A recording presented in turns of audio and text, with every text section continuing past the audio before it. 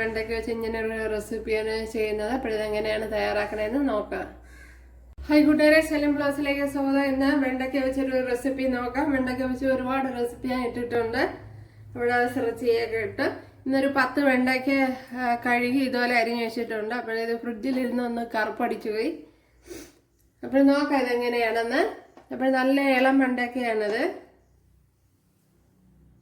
വേണ്ടുന്ന മസാല തയ്യാറാക്കാം. അതിനായിട്ട് ഒരു പിടി തേങ്ങ എടുത്തിട്ടുണ്ട്. അതിലേക്ക് ഒരു 1/2 ടീസ്പൂൺ ജീരകം ഇട്ട് കൊടുക്കുക. അതുപോലെ തന്നെ ഒരു 1/4 ടീസ്പൂൺ മഞ്ഞൾപ്പൊടി. ഇനി ഇതിനെയൊന്ന് ഫൈനായിട്ടൊന്ന് അരച്ചെടുക്കണം. ഇതിനെയൊന്ന് ഫൈനായിട്ടൊന്ന് അടിച്ചെടുക്കാം. ഇവിടെ ഓയിൽ ഒഴിച്ചു കൊടുത്തിട്ടുണ്ട്. അതിലേക്ക് ചെറിയൊരു പീസ് ഇഞ്ചി ഇട്ട് കൊടുക്കുക. അതുപോലെ 3-4 വെളുത്തുള്ളി,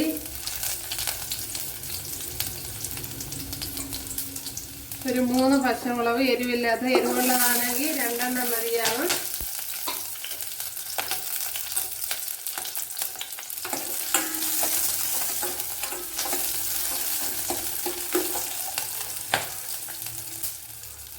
ഇനി ഒരു മീഡിയം സൈസ് ചെറിയ സവാള എടുത്തിട്ടുണ്ട്. അത് ഇട്ട് കൊടുക്കുക.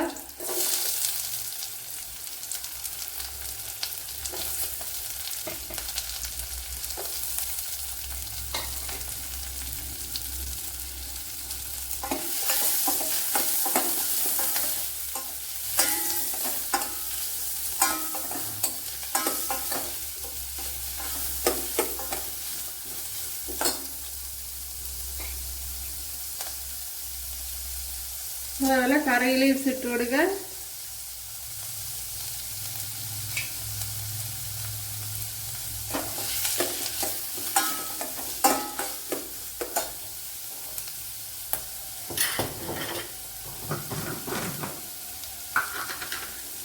ഇതൊന്ന് വഴണ്ട് കിട്ടാൻ വേണ്ടി ഉപ്പിട്ട് കൊടുക്കുക. ഇനി വലിയൊരു തക്കാളി ഇട്ട് കൊടുക്കുക.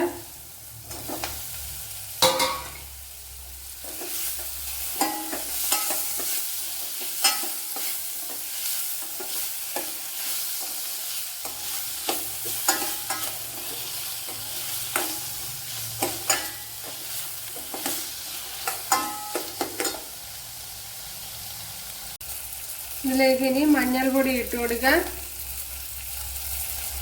ഒരു 1/2 ടീസ്പൂൺ മഞ്ഞൾപ്പൊടി ഇട്ട് കൊടുത്തിട്ടുണ്ട്.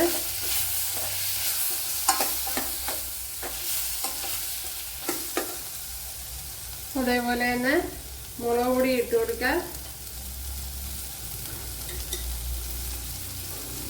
1 ടീസ്പൂൺ മുളക് പൊടിയാണ് ഇട്ട് കൊടുത്തത്.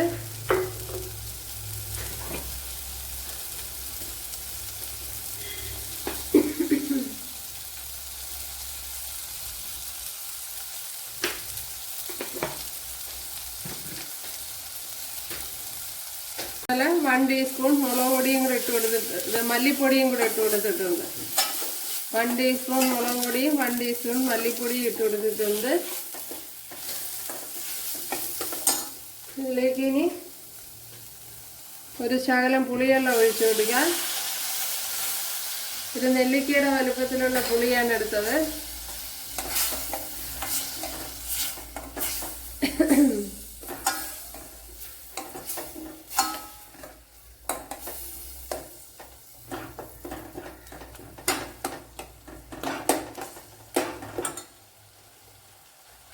ഇതിലേക്ക് ഇനി വെണ്ടയ്ക്ക തട്ടിക്കൊടുക്കാം.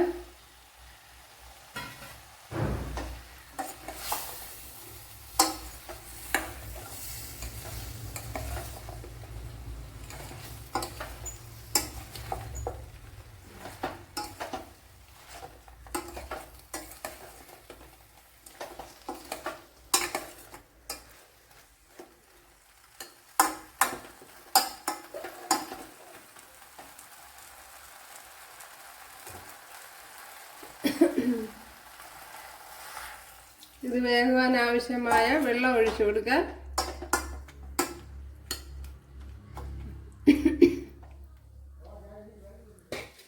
ഇനി ഒന്ന് അടച്ചു കൊടുക്കുക.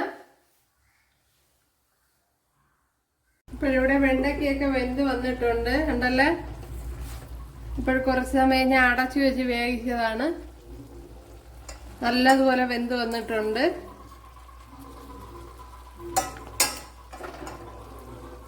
ഇനി ഇതിലേക്ക് നമ്മൾ അരച്ചു വെച്ചിരിക്കുന്ന അരപ്പിനെ ഒഴിച്ചു കൊടുക്കുക.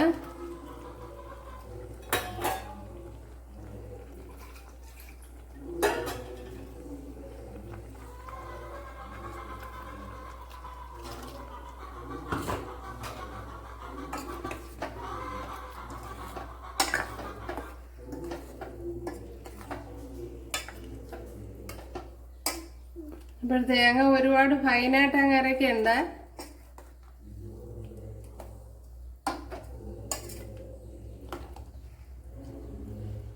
ഇനി അരപ്പിന്റെ പച്ചച്ചുവയൊന്ന് മാറാം. ഇത് ഒരുപാട് ലൂസായിട്ട് വേണമെങ്കിലും എടുക്കാം, കട്ടിക്ക് എടുക്കാം. എങ്ങനെയാന്ന് വെച്ചാൽ അവരവരെ ഇഷ്ടം പോലെ ചെയ്യുക. ഞാനിപ്പോൾ ഒരല്പം കട്ടിക്കാണ് എടുക്കണേ.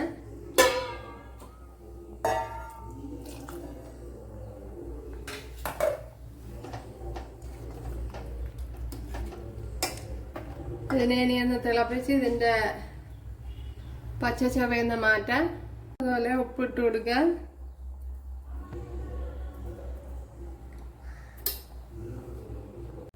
ഇവിടെ 1 ടേബിൾ സ്പൂൺ വെളിച്ചെണ്ണ ഒഴിച്ചു കൊടുത്തിട്ടുണ്ട്. അതിലേക്ക് കുറച്ച് കടുക് ഇട്ട് കൊടുക്കാം. മുളക് ഇട്ട് കൊടുക്കാം.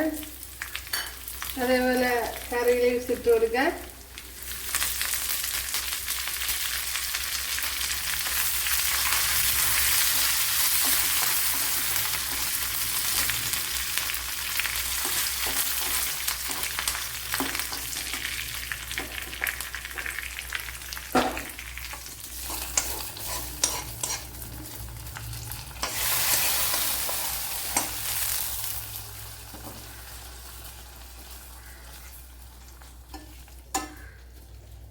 നമ്മുടെ സൂപ്പർ ടേസ്റ്റി കറി ഇവിടെ റെഡി ആയിട്ടുണ്ട്. ചോറിൻ്റെ കൂട്ടത്തെ കഴിക്കാൻ നല്ല ടേസ്റ്റാണ്. എപ്പോഴെല്ലാവരും ഒന്ന് ചെയ്ത് നോക്കാം.